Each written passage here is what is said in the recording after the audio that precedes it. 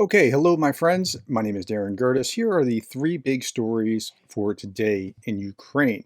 So, leaders head to Ukraine peace summit under the shadow of Putin's demands. We'll talk about both of those stories, and then we'll talk about one more about Hungary that's really kind of important to the future of accession to the European Union.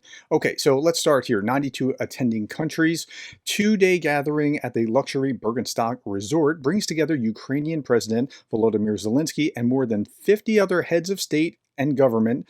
Now, 50 heads of state, and then others that are there participating, like the United States sent Kamala Harris, the vice president, but without Russia taking part. Russian President Vladimir Putin on Friday branded the summit a, quote, trick to distract everyone. Really? So his speech the other day, his proposed peace plan wasn't a trick to distract everyone? Okay. Zelensky slammed Putin's demands in his peace speech the other day as territorial ultimatum reminiscent of Nazi Germany's dictator Adolf Hitler, while NATO and the United States also immediately rejected the hardline concessions. Zelensky today just came out of that meeting and he cited three expectations from the conference. One, to prove that the return of security is indeed possible. That's music to Europeans' ears. Number two, to draw up a real plan to implement the peace formula, and he has a 10-point peace formula. And thirdly, to determine how countries will interact based on the UN Charter, right? Because Russia wantonly violated the UN Charter, and that's a good talking point. That's a very strong position. And what was the speech that Putin had? Putin talked about in today's speech, Russia's authoritarian ruler, this was yesterday or the day before, Vladimir Putin offered a peace solution to the war he is responsible for starting in the first place. Like, he started it. Why is he?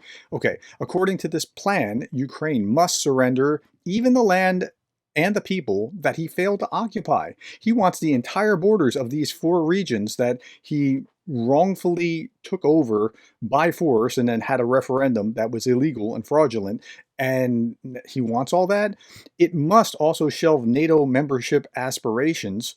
Ukraine must, and should Ukraine fail to accept these terms, conditions will change. It'll get even worse. Okay, well, the Ukrainians, he appealed to arms, and to arms they'll go. But let's go back to the conference first before I go any further.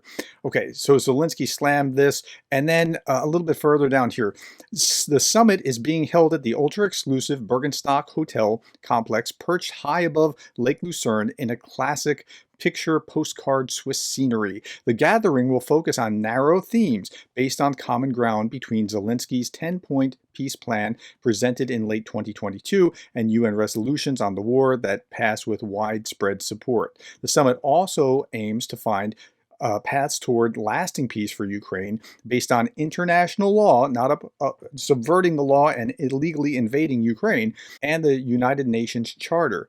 A possible framework to achieve this goal, a roadmap for how both parties could come together in the future peace process.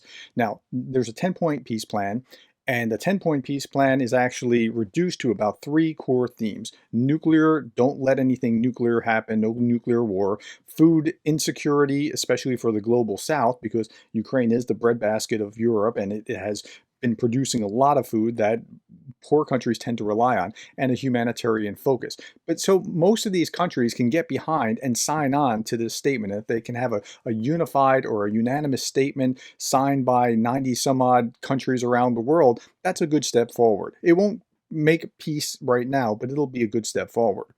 The Bergenstock Mountain is surrounded by the lake on three sides, and the hotel complex is on a ridge 450 meters above the water, making it relatively easy to seal off from traditional physical threats. However, the Swiss government said that websites had been repeatedly hit with cyber attacks in the build-up to the summit, and has noted a surge in misinformation all around the war. And that's why we're talking about it now, because there's lots of misinformation about it. So will anything earth-shaking come of it? No, but it helps unify nations behind Ukraine. Okay, as for the Putin peace plan, Putin's in no position to make demands for Ukraine peace, says U.S. Defense Secretary Austin. I showed you that yesterday. It kind of reminds me of the Monty Python bit with the Black Knight. Russia, we would like to discuss your surrender after his arms and legs are all cut off. You're brave, Sir Knight, but Let me pass. I'll bite your legs off. Okay, if you don't know what that is, look up Monty Python and the Holy Grail. That's just free, by the way.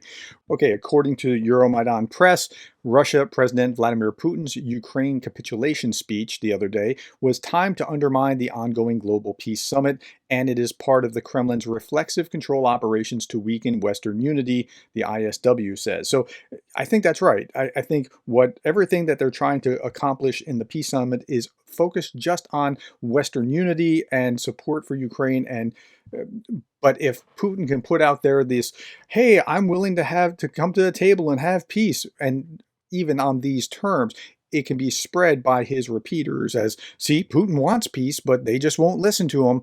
Okay, so that's Putin's call for peace.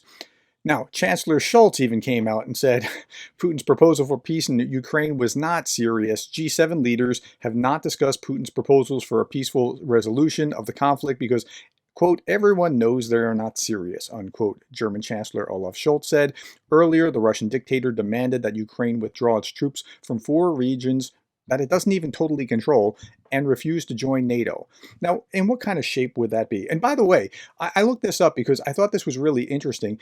People will say, well, Ukraine, they walked away from the table in early 2022. They had a peace deal. What did the peace deal look like? This is the April 22 peace deal from the New York Times. The main points. 1, the Kremlin initially wanted Ukraine to recognize Crimea as part of Russia, which they stole back in 2014.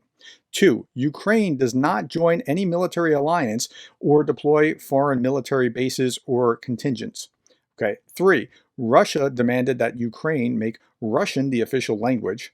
4, Ukraine wanted its allies to be bound by a treaty to intervene if attacked again. 5, Russia demanded that all sanctions, all Western sanctions, be lifted, and the draft provided for limiting the number of armed forces of Ukraine and equipment. The Ukrainians were willing to accept such limitations, but sought much higher limits.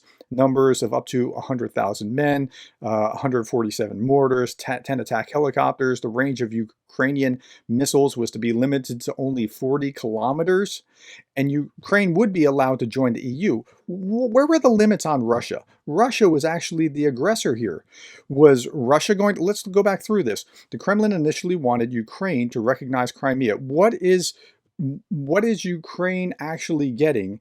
Like, they still occupied Donbass, and were they going to get Donbass back, and were they going to get some other land if Russia got Crimea? They weren't.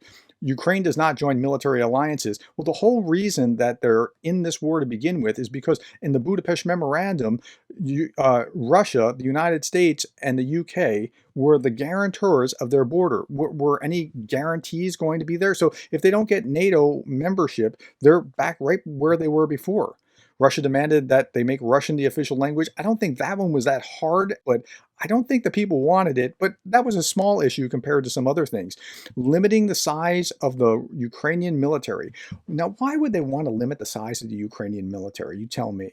Okay, well, at any rate, that's what the original. So if you hear people talk about, well, they had a peace deal and they walked away from it, it's because it was a terrible peace deal. And Russia was getting everything and Ukraine was getting nothing. And that's what was going on even now. Okay, third big story. Hungary explains why it lifted the veto on the start of Ukraine's EU accession talks. Because they say, and this is Hungarian Foreign Minister Peter Szijjártó, said that his country succeeded in including all the conditions in the negotiation framework on the basis of which Ukraine's accession to the EU will be negotiated. So his country got everything that they wanted, so victory lap. Let them take it. Like, great, just keep moving through. The decision of the EU ambassadors means that on 25 June, as planned, the Intergovernmental Conference will be held to officially launch the accession negotiations so Ukraine can join the EU. It won't be a quick process, but they can at least get it going. Okay, last bit of things. By the way, part of those negotiations were that like Hungarians might be being oppressed in Ukraine. And now there are Hungarian speakers and Hungarian ethnic Hungarians in Ukraine on the far western side. Remember, the Austro-Hungarian Empire was much larger than Austria and Hungary. It spread into Romania and other areas in Ukraine and such. And that collapsed in 1918 or so. Okay.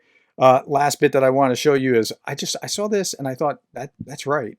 Why did it take us so long to figure this out? That the red line, it would just keep moving. If you cross it, it wasn't real, but that's where we are. Okay, my friends, thank you for your time. Thank you for the likes, the shares, the subscribes, and thank you for being the kind of person that cares about Ukraine.